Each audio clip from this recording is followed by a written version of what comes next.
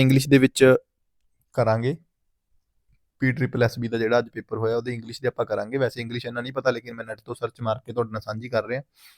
ਜਿਹੜਾ ਮੈਨੂੰ ਪਤਾ ਹੈ ਉਹਦੇ ਬਾਰੇ ਆਪਾਂ ਨੂੰ ਪਤਾ ਹੈ, ਜਿਹਦਾ ਨਹੀਂ ਪਤਾ ਉਹ ਨੈਟ ਤੋਂ ਸਰਚ ਮਾਰਿਆ। Fill in the blanks. He is thinking about the joining the police or an army. He is thinking about the joining police and the army. D answer ਆਊਗਾ ਜੀ ਇਹਦਾ। D ਆਨਸਰ ਹੈ the and an, ਕਿਉਂਕਿ A ਜਿਹੜਾ ਹੈਗਾ ਉਹ article ਹੈ ਤੇ ਵਾਵਲ ਹੈ, ਦੈਟਸ ਵਾਈ ਇੱਥੇ an ਆਊਗਾ। He is thinking about the joining and army। ਠੀਕ ਹੈ ਜੀ। ਇਹ joining ਆ ਪੁਲਿਸ ਨਹੀਂ ਆਂਦਾ, joining joining the army, joining the police and army। Okay, it was the help he got from his friends which him through the tragedy।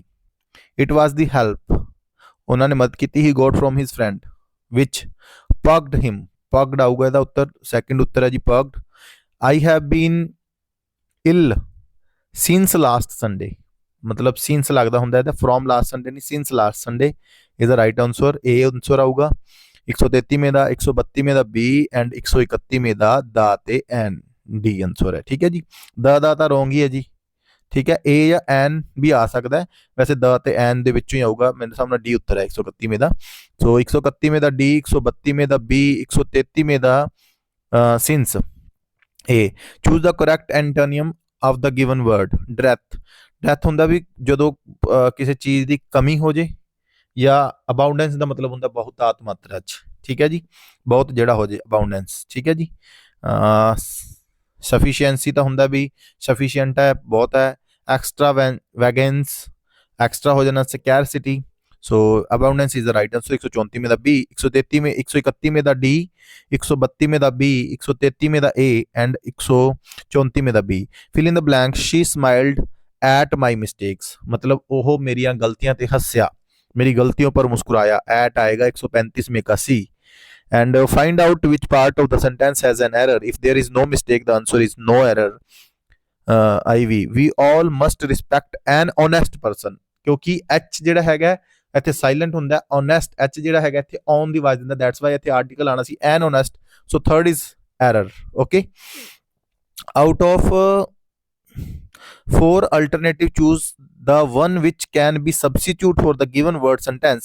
a small house ਇੱਕ ਛੋਟਾ ਘਰ with all rooms ਸਾਰੇ rooms on one floor ਇੱਕੋ ਹੀ floor ਤੇ ਹੋਵੇ ਉਹਨੂੰ ਬੰਗਲਾ ਬੋਲਦੇ ਆ, ਬੰਗਲੋ ਬੋਲਦੇ ਆ। ਠੀਕ ਹੈ ਜੀ।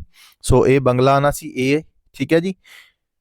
ਫਲੈਟ ਤਾਂ ਅਲੱਗ-ਅਲੱਗ ਹੁੰਦੇ, ਤੁਹਾਨੂੰ ਪਤਾ ਹੀ ਹੈ। ਕੈਸਲ ਜਿਵੇਂ ਆਪਾਂ ਅੱਜ ਕੱਲ ਮੈਰਿਜ 'ਚ ਦੇਖਿਆ ਹੋਊਗਾ ਵੀ ਪੂਜਾ ਕੈਸਲ ਆ ਜਿੱਦਾਂ ਲਾਈਕ ਦੈਟ ਰਤੀਆ 'ਚ। ਐਂਡ ਇਹਦਾ ਆਨਸਰ A ਆਊਗਾ, bungalow. Which of the following is not a conjunction. Or also and ਜਿਹੜੇ ਹੈਗੇ ਨੇ ਕੰਜੰਕਸ਼ਨ ਨੇ। The is the article, so the answer ਆਊਗਾ A ਦਾ ਆਨਸਰ ਹੈ। Choose the correct spelling. ਜਿਹੜਾ ਕਰੈਕਟ ਸਪੈਲਿੰਗ ਹੈ ਉਹ ਜੀ ਹੀਟੇਰੀਓਜੀਨੀਅਸ ਹੈ। C ਆਨਸਰ ਆਊਗਾ ਹੀਟੇਰੀਓਜੀਨੀਅਸ। ਠੀਕ ਹੈ ਜੀ, ਜੈਨੀਅਸ। ਓਕੇ, ਸੋ C ਆਨਸਰ ਹੈ ਜੀ ਹੀਟੇਰੋਜੀਨੀਅਸ।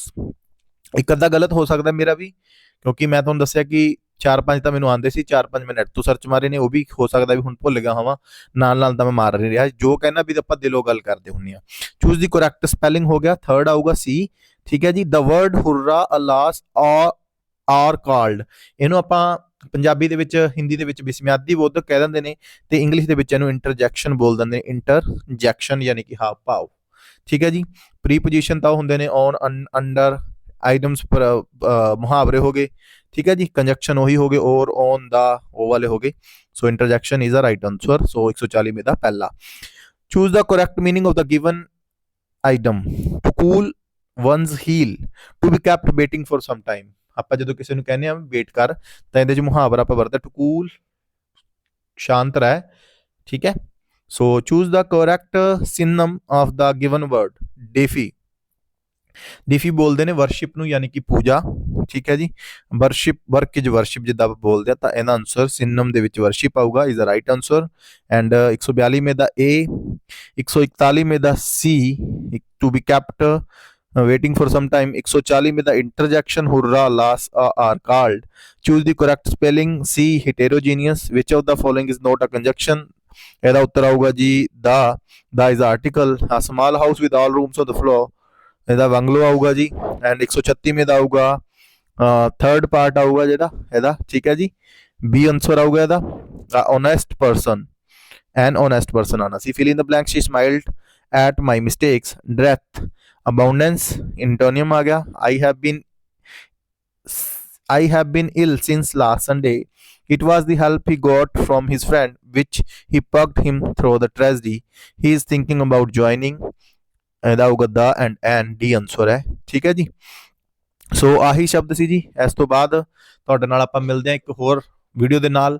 Respect woman, avoid drug, help need, no farmer, no food, no future. ਇਹ ਸਿਰਫ ਤੇ ਸਿਰਫ ਸੇਵ ਲਈ ਕਿ ਇਨ ਫਿਊਚਰ ਤੁਹਾਨੂੰ ਕੋਈ ਵੀ PSSB ਤੋਂ ਰਿਲੇਟਡ ਪ੍ਰਸ਼ਨ ਆਉਂਦੇ ਤਾਂ ਇਹਨਾਂ ਨੂੰ ਜ਼ਰੂਰ ਪੜ੍ਹੋ, ਇਹਨਾਂ ਦੇ ਆਪਸ਼ਨ ਜ਼ਰੂਰ ਪੜ੍ਹੋ। ਬਾਰ-ਬਾਰ ਇਹੀ ਗੱਲ ਕਹਿਣਾ, ਤਾਂ ਜੋ ਤੁਹਾਡੇ ਆਉਣ ਵਾਲੇ ਟੈਸਟ ਕਲੀਅਰ ਹੋ ਸਕਣ। ਹੁਣ ਇੱਕ 5 ਜਨਵਰੀ ਨੂੰ ਪੇਪਰ ਹੈ, ਉਸ ਤੋਂ ਪਹਿਲਾਂ ਵੀ ਹੋ ਸਕਦੇ ਆ।